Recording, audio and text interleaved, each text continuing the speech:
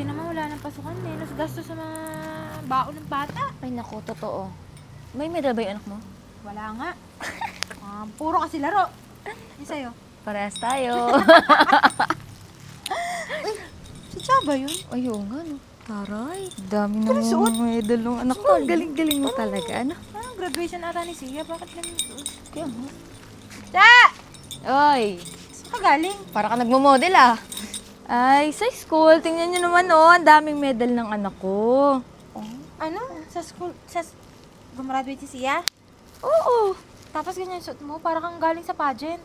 Hindi pageant. Parang bar. Parang kakauwi mo lang galing bar. Dumiretso ka pa ata sa graduation. Galing ka pa ata bar kagabi. Bakit ano bang mali sa suot ko?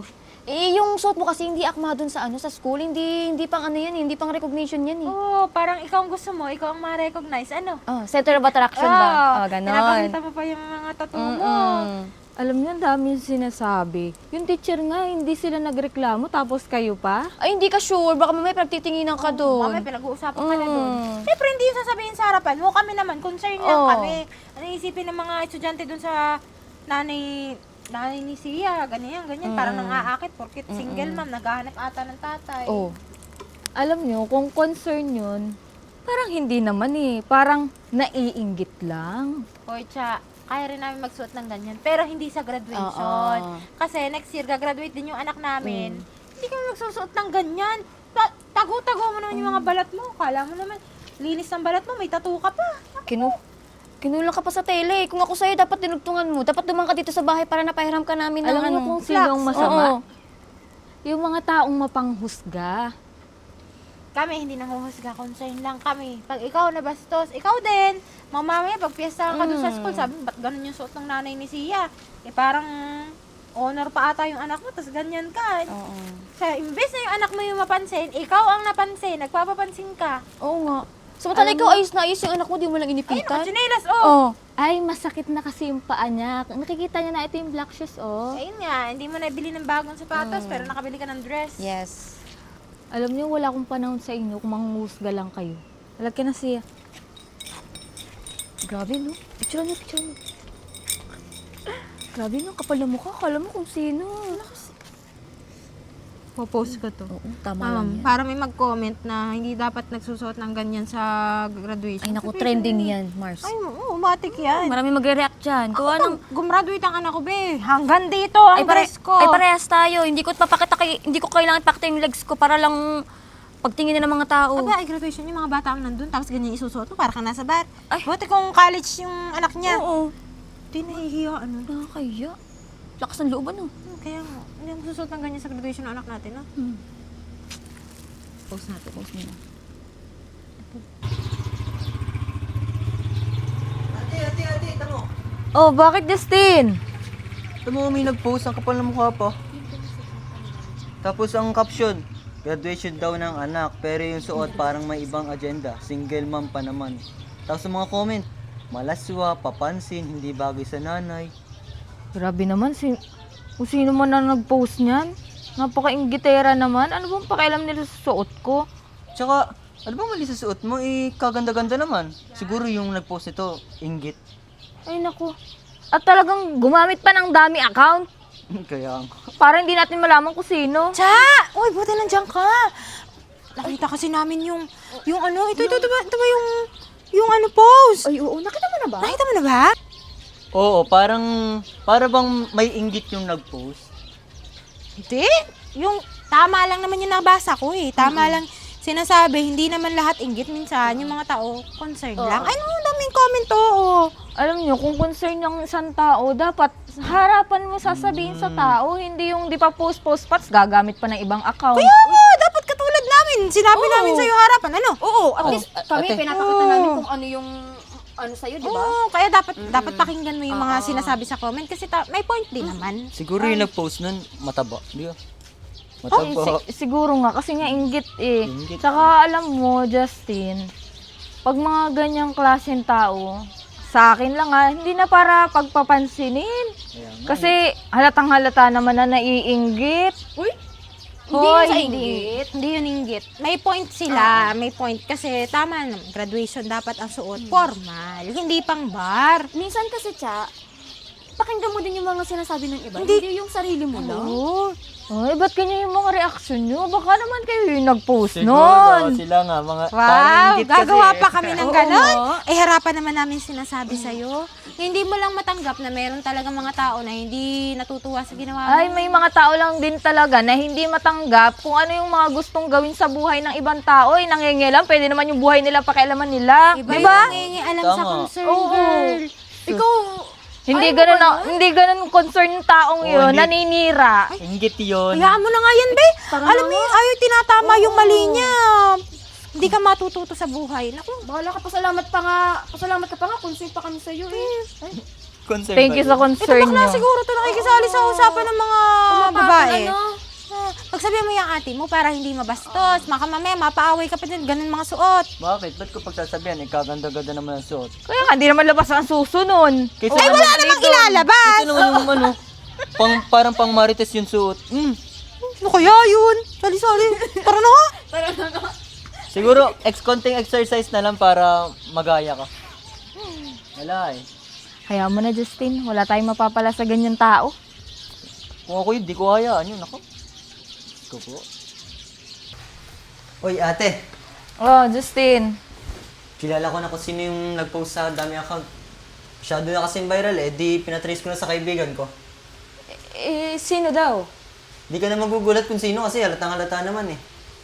Yung dalawang babae na nadadaanan natin dun sa kabilang bahay. Ah, si Pe at si Virgo. Ah, sila pala. At saka, Kaya ano pala kung makapagsalita sa akin eh. Akala mo kung sino na, di ba? Diyos ko. Lahat na naata ng panglalait nila, sinabi na nila sa akin. tsaka nung una pa naman, kitang-kita ko halatang-halata naman na eh. Ay, ayaw nga nila magpapatalo eh. Sa mga sinasabi nila na bibisto sila mismo sa mga itsura nila pag nagsasalita sa akin. Alam mo- Pinapipilitan nila na pangit yung suot ko, parang pangbar. Tama ba yun? Tsaka alam mo ate, pwede itong kasuhan eh. Kasi gumawa pa sa ibang account. Mali ito yun, paninira. Ay, tama ka dyan. Buti na lang magaling yung kaibigan mo, na-trace kung sino. Tsaka- Kasi panigurado itatanggi nila yan, di ba? Mabuti pa dahil may ebidensya tayo, pumunta tayo kay Kap. Ano, Pero ngayon? bago tayo pumunta kay Kap, puntahan muna natin si Virgo at saka si Pe. Huwag na, diretso na para... Ay, hindi. Gusto ko makausap. Halika na. Sige, tara.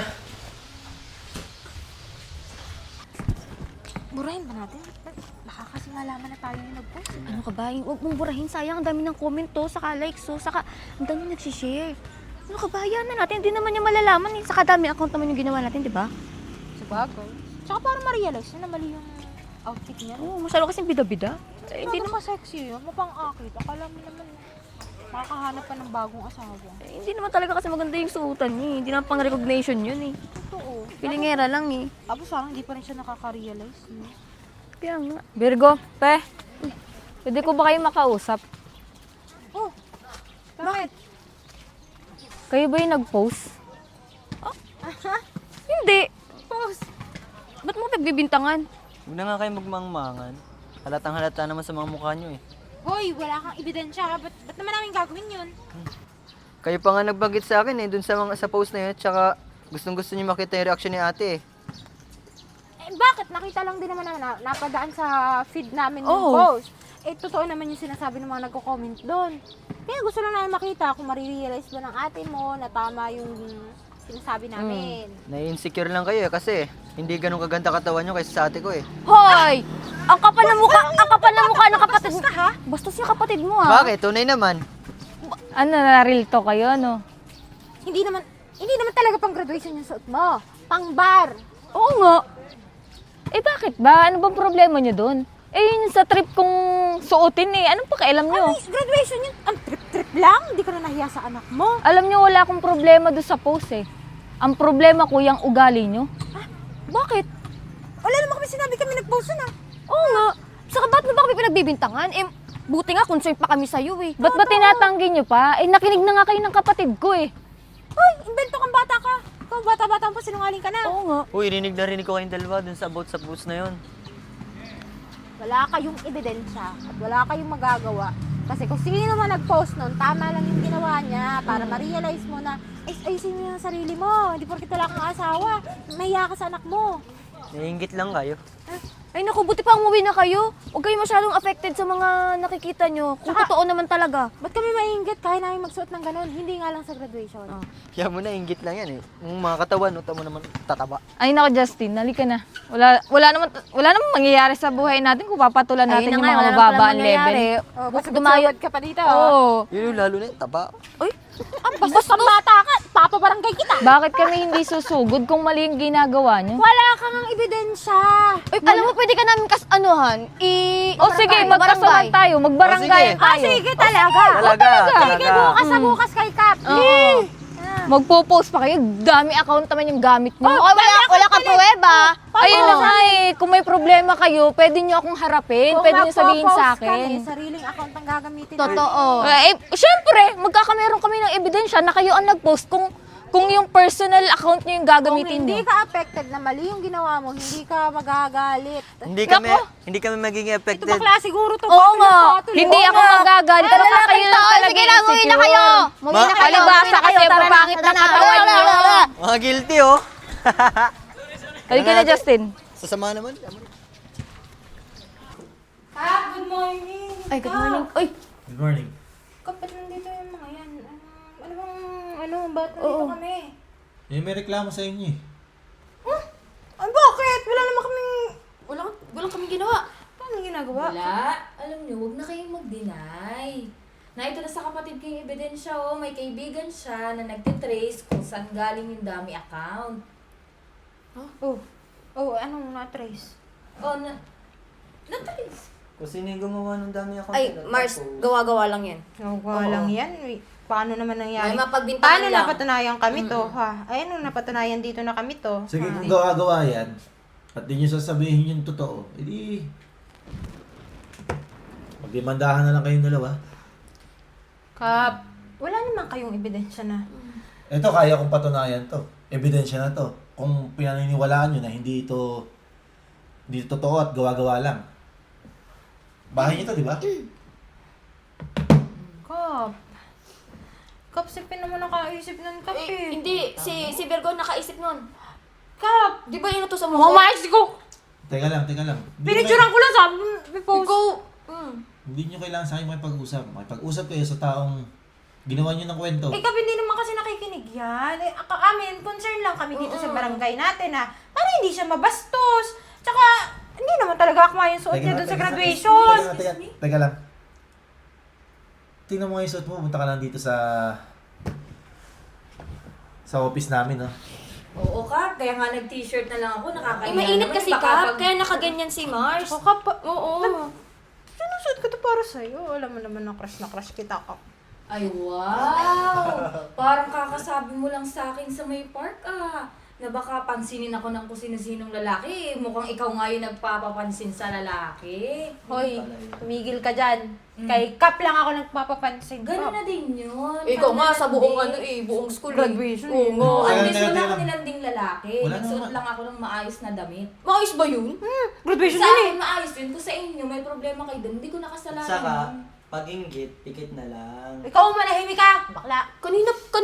Kahapon pa to. Oo, nakikisali. Pwede talaga siya makisali kasi mali na yung ginagawa niya eh. Pag ikaw, pwede kang magsuot. Pag ibang tao, bawal. Ganun ba yan? Kap, nasa lugar naman kasi ako. Oh, wala akong nakita masama sa sinuot niya. Ikaw nga, di kita sinisita eh. Okay lang eh. Kasi ikaw yan. Pananamit mo yan. Concern lang kami, Kap. Concern ba yun? Uy, Sabi ko, huwag kang kasali dito.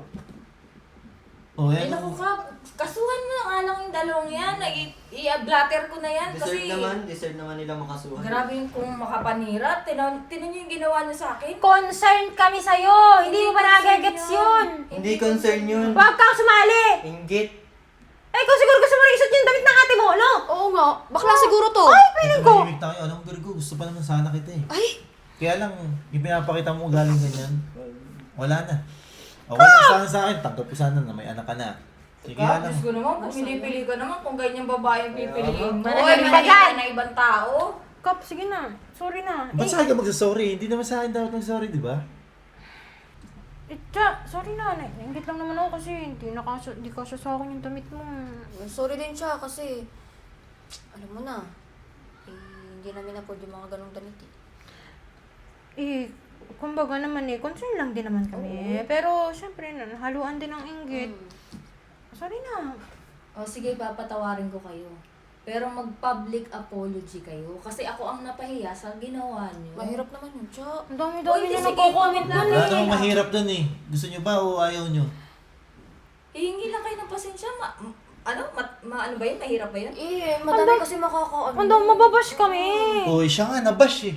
Tanggapin nyo rin pag nabash kayo. At saka, isa pa, gawin mo na. Alam mo, kahit di ka naman pumayat, okay lang, maganda ka naman eh. Sige na, gawin niya na kasi mahirap yung may kaaway tayo dito sa lugar natin. Tayo lang naman. Kap, sige. Uy, Mars! Oh, Mais ka nga. Halatang kinikilig ka eh. Namumula ka na oh. Wala naman papatulong. Ay! Pop! Sige na, kaya mo na, Justin. Gawin mo na yung gusto ko para tapos na ang usapan. sige bukas na lang. Hindi, Ayun na. ayun na. Eh, Mars, ayaw mo ba eh kasi Hindi, Mars, ganito mahirap na lang. yung... Pagka-public, i-private natin. Sige. May binubulong ka? Bakit ang lakas mo bumulong? Hindi, Wala, wala, Kap. Sige, hindi. Oh, sige. Oh. Hindi, gusto ko makikita ko yung post mo. Sige na, Mars, may i-post mo na. Sige na, sa akin naman ang ganda mo. Kung ang ugali mo Grabe. naman ay pangit. Video mo ha. Sige na. Ah. Sigurado bang kailangan ba talagang gawin to, Kap? Oo nga. Why dapat? At ako yung napahiya sa ginawa niyo. Sige na, ito. Sa mga nakakita po nung post na nag-post kami ng babaeng nakasuot na pang bar kahit Ano? graduation. Uy, umayos kayo. Nagpa-public apology kayo. Kaya ba yung sinasabi niyo? Yun lang talaga kasi yung suot mo eh. Kaya Totoo naman. Public apology kayo. Sige po, Kap, sorry. Sa babaeng nakasexing damit, yung may tattoo po sa legs, yung fully ano po yung sa ano. pasensya na po kasi humingi po kami ng tawad kasi mali po yung ginawa namin at tama naman po yung suot niya. Wala naman po masama doon at proud naman po siya sa anak niya. At binigyan lang po namin na mali siya. Patawarin niyo po kami, huwag niyo po kaming gagayahin dahil nagsisisi na po kami sa ginawa namin. Opo. Mabuting tao po yun kasi mabait po yun. Sobrang bait, sobrang mapagbigay. Mapagbigay at hindi mapagpatawad. Oo, hindi nagmumura. Walang bisyo. Opo, yung kapatid niyo lang po talaga medyo... Bastos po talaga. Teka lang, teka lang. Ate, ano mo, kung sinasabi. Sorry, Kap, ikakat namin, ikakat. Ikakat. Sige, cut mo. Patawarin niyo po kami at sana mapatawad po kami. Huwag niyo na po siyang i-bash kasi talaga naman po sexy yun. Na-insecure lang po Apo. kami kasi medyo mataba na ako. Tapos tong kaibigan ko, medyo malaki din yung puso. Patawarin niyo na po kami para Sorry patawarin na na po kami dito. Sorry na po. Oh, so, paano, Miss Cha? Ang Kap, kahit ikaw na mag-post niyan. Sige, ikaw Okay na na ba mag-cut. sa'yo yung mga sinabi nila? Okay na yun, Kap. Para naman mabawi yung mga nambabash sa akin. Alam na, hindi ako ganong klaseng babae. Pasensya ka na, Cha. Pasensya na, Cha. Naamin namin na insecure lang kami kasi sexy ka. Pero gusto din namin humingi ng sorry yung kapatid mo. Binash Ba't din. magsasorry yung kapatid ko? Binash ka, Mars, sa ginawa. Tama na, okay na, nai-post ko na. So, paano? Tanggapin nyo rin kung mabash man kayo o hindi. Kasi kasalanan nyo naman talaga. Titilit na lang ako ng Facebook. Sorry, Active Kap. Deactivate na lang kami. Kailangan nyo tanggapin yun. Kasi kasalanan nyo naman talaga eh. Pero huwag kang magalala, di naman babago yung pagtingin ko sa'yo eh. Umayos ka, Mars. Sige, Mars. Ay, Kap. Ay, Mars. Umayos ka. Ay, Kap, mabuti pa alis na kami dahil na-post naman na eh. Bahala na kayo dyan maglandian yung babae. Mars, maiwan na kita. Sasabay na ako sa kanilang Sige na. mura. Sige na, Mars. Uwi na kayo. Uwi ka na. Uwi na kayo. Sabay na tayo. Malis ka. Nice ka ha. Kap, sorry na. Hindi, okay lang. Wala kang problema sa akin eh.